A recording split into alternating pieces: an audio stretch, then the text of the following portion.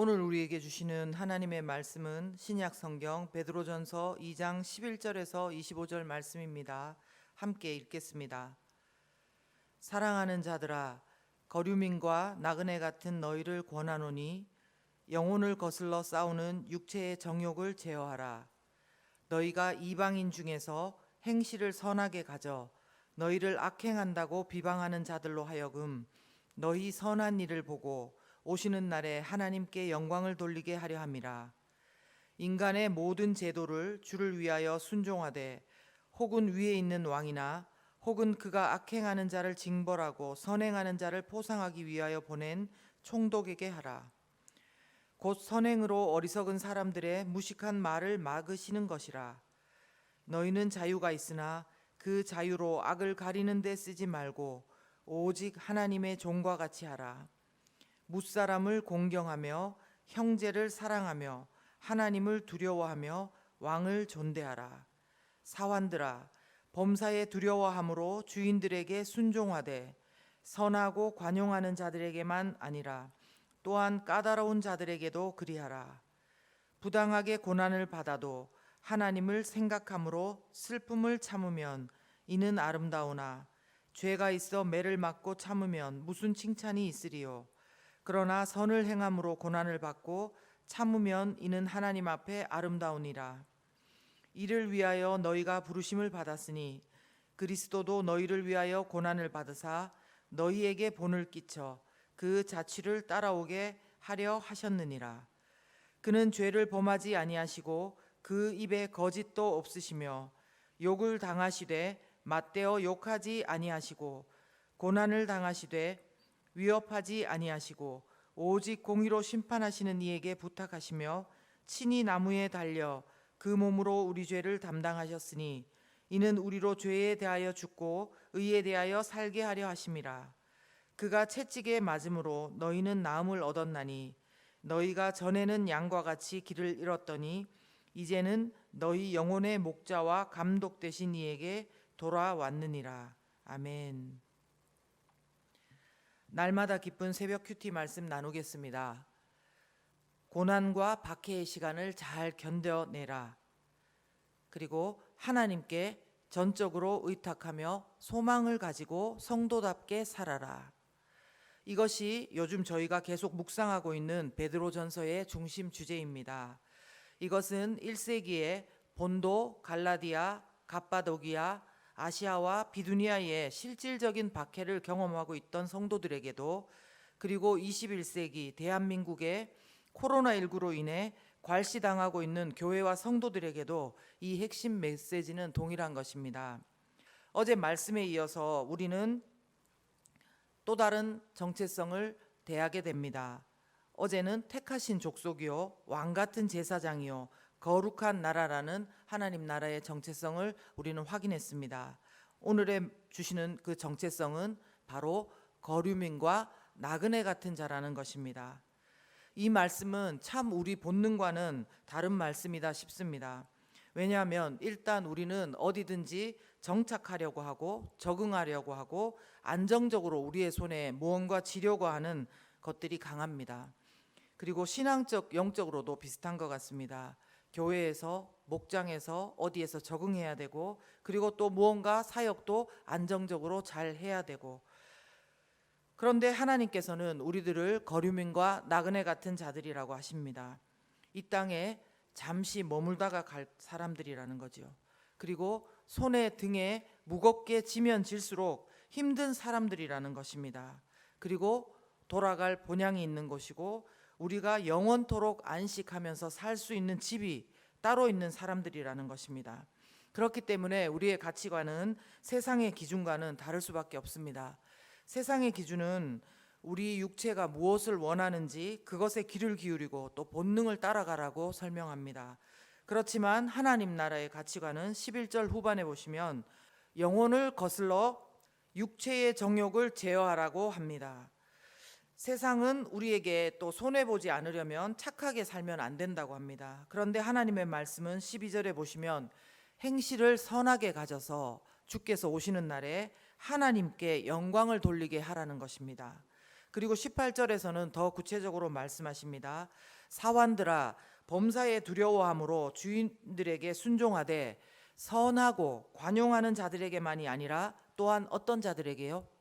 네, 까다로운 자들에게도 그리하라는 것입니다. 까다로운 자들에게도 그리하라는 것입니다.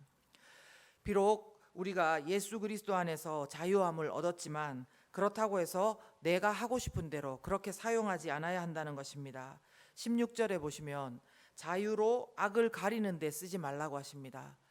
이해가 조금 안 되실 수도 있는데요. 세 번역으로 보시면 그 자유를 악을 행하는 도구로, 그 자유를 악을 행하는 구실로 쓰지 말라는 것입니다. 그리고 어떻게 살으라고요? 거류민과 나그네 같은 사람으로서 하나님의 종으로 살라고 하는 것입니다. 17절은 이어서 말합니다. 무사람을 공경하며 형제를 사랑하며 하나님을 두려워하며 왕을 존대하라, 이렇게 말씀하시는 것입니다.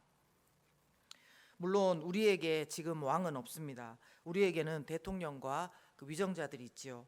그러나 시간은 20세기가 지났어도 그때나 지금이나 어떤 형태이든 간에 우리에게는 사회적 권위와 질서가 있습니다. 우리는 정치적으로 여러 가지 다른 견해들과 생각들을 가지고 있을 수 있습니다. 지금의 세태를 어떻게 보느냐에 따라서 성도들끼리라도 사회 질서와 권위에 대해서 정반대의 목소리를 낼 수도 있겠지요. 근데 분명히 오늘 말씀 13절에서 14절을 보시면 그리스도인은 인간의 모든 제도 그리고 왕, 권세자에게 순종하라고 합니다.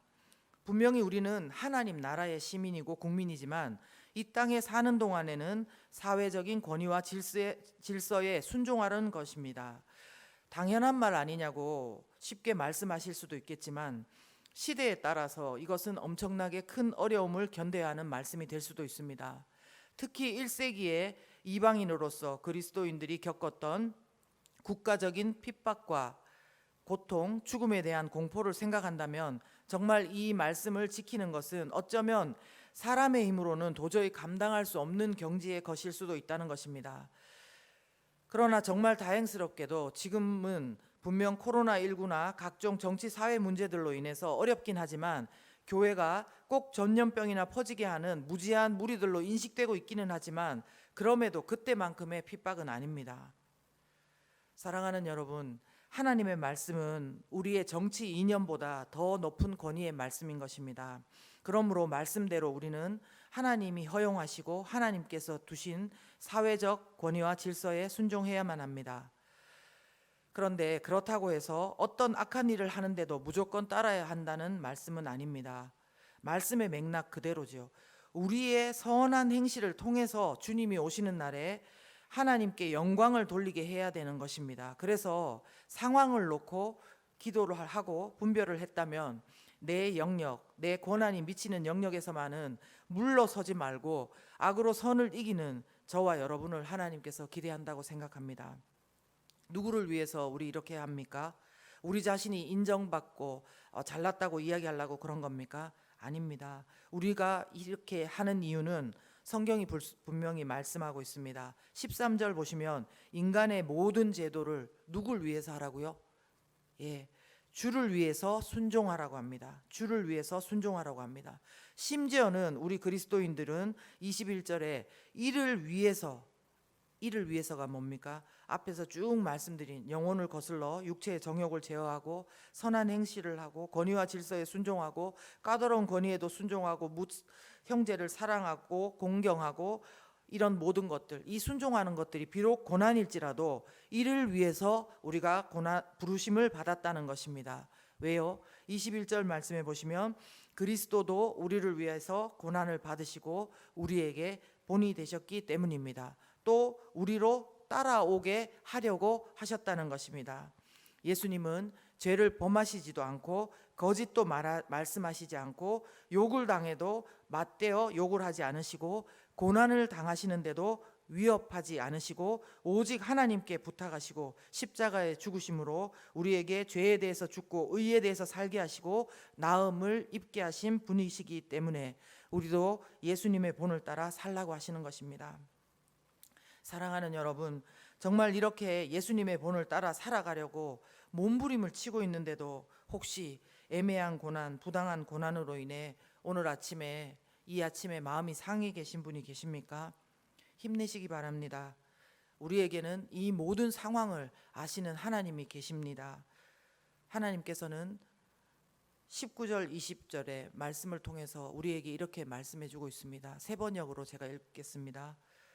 억울하게 고난을 당하더라도 하나님을 생각하면서 괴로움을 참으면 그것은 아름다운 일입니다.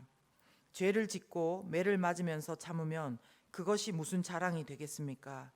그러나 선을 행하다가 고난을 당하면서 참으면 그것은 하나님 보시기에 아름다운 일입니다. 여러분 가운데는 오늘 어떤 하나님의 모습이 다가오고 어떤 인간의 모습이 다가오십니까? 저는 오늘 19절 20절을 통해서 만난 하나님의 모습이 나의 고난의 상황을 다 알고 계신 하나님이십니다. 나의 고난의 상황을 다 알고 계시는 하나님, 그리고 제가 만난 인간의 모습은요, 하나님을 생각하면서 괴로움을 참는 인간입니다. 우리 각자에게 주신 말씀을 기억하면서 함께 기도하겠습니다. 예수 그리스도의 나의 주님은 우리에게 본을 보여주셨습니다. 그럼에도 우리는 혹시 자유를 너무 누리고 주장하고 있는 것은 아닌지 되돌아봅시다. 또 성경은 우리가 거류민이요 나그네요 하나님의 종이라고 했는데 혹시 내가 움켜쥐려고만 하고 내 마음에 손이 오그라들어 있지 않는지 우리 자신을 돌아보며 이 시간 회개기도 먼저 했으면 좋겠습니다. 그리고 또 기도할 것은 우리가 말씀대로 살 수 있도록 하나님께 도와달라고 기도하고, 그럼에도 불구하고 여전히 우리 가운데 있는 고난을 참을 수 있는 우리가 되게 해달라고, 하나님 보시기에 아름다운 자가 되게 해달라고 이 시간 함께 기도하겠습니다.